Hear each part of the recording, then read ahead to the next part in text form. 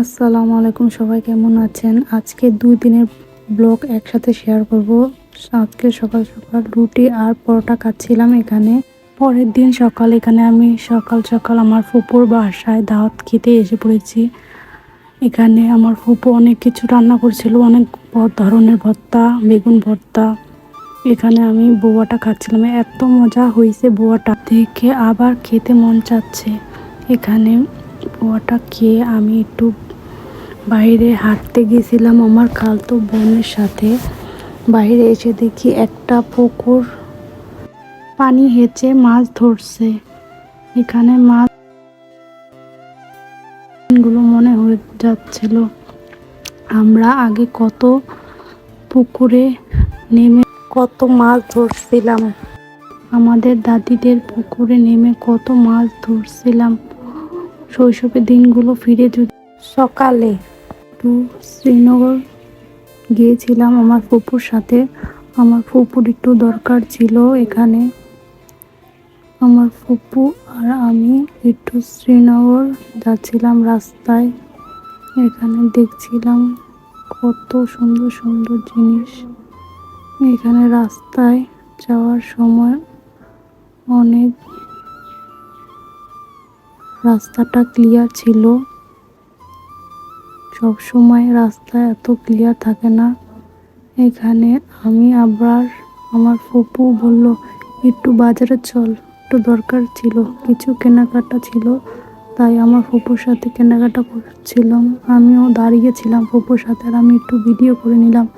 এখানে ফুপু শুটকি কিনবে, তাই শুটকিগুলো কিনে নিল। শুটকি বেশি দিন ধুয়ে দিলে অনেক পোকা ধরে, তাই অল্প অল্প নিচ্ছিল। এখানে আবার ফুপু 1 কাঁচি ডিম নিয়ে নিল বাসায় নেওয়ার জন্য বেশি করে। এখানে আবার শুটকি নিচ্ছিল, বেশি করে নিবে না, অল্প করেই নিবে। এখানে ইলিশ মাছের শুটকি নিয়ে নিল অনেকগুলো।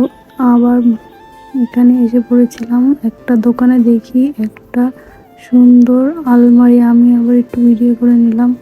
এখানে বাসায় এসে দেখছিলাম মা আবার এখানে শুটকি ভুনা করছে। আমার মায়ের হাতে এই শুটকি ভুনাটা আমার এত ভাল লাগে। আমি আসলেই বলি আম্মু শুটকি ভুনাটা করো, অনেক মজা লাগে আমার কাছে। সবাই বলে যাবেন কার কার কি পছন্দ ভিডিওর নিচে। এখানে আমার শুটকি ভুনাটা হয়ে যাচ্ছে, আমি দেখছিলাম মা কিভাবে রান্না করছে বসে বসে। শুটকি ভুনাটা পানি দিয়ে দিল অল্প করে। এখানে পানি দেওয়া শেষে এত লোভনীয় হয়েছিল শুটকি ভুনাটা, অনেক মজা হয়েছিল।